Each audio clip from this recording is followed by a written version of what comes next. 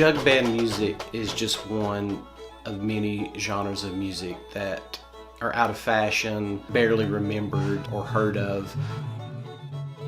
A jug band is usually our traditional string band, but the jug is one of those instruments that lends its name to whatever ensemble it's part of.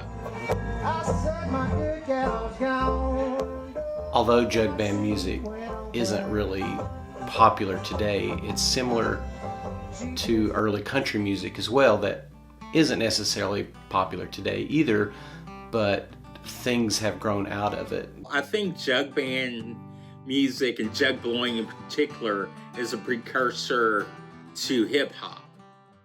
Jug band music was dance music, where music is so wrapped up in identity today. We forget that this was a social entertainment.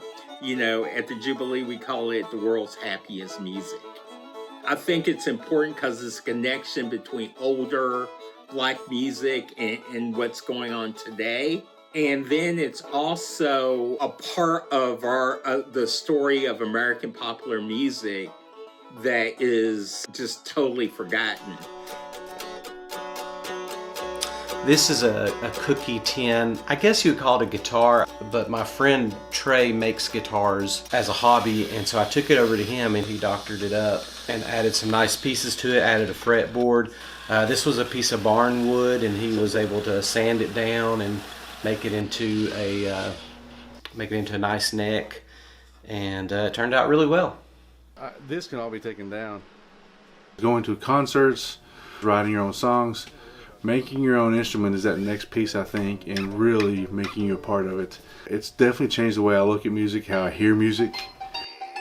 You know, the thing about jug band music is that it's always been seen as a novelty. When people think about it, their first impression of it is probably Emmett Otter's jug band, Christmas. I learned about jug bands from Emmett Otter's Jug Band Christmas.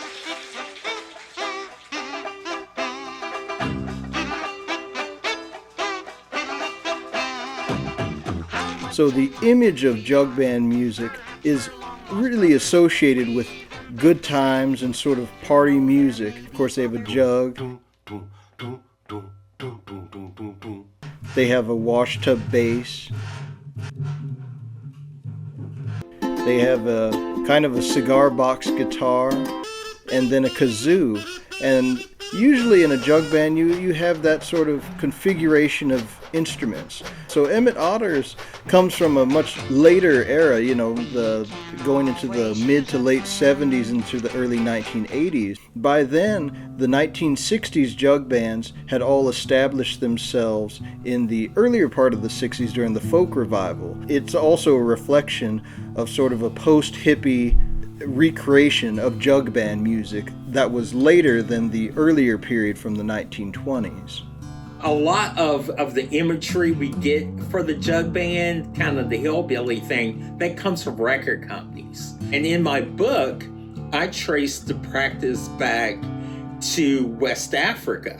When enslaved Africans came to America, the enslavers basically thought they were a blank slate because they didn't write that they didn't have any culture. But they came from these places where, you know, music was a part of the daily life. And they, without access to instruments, they had to turn household found objects into instruments.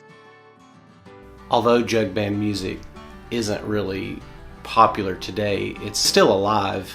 It's like a lot of music like that, it just grows and changes. It's just the way the world is, you know. There's always going to be some change, and it's going to impact creative people. You know, we can't stop evolving. We just got to figure out how to do it.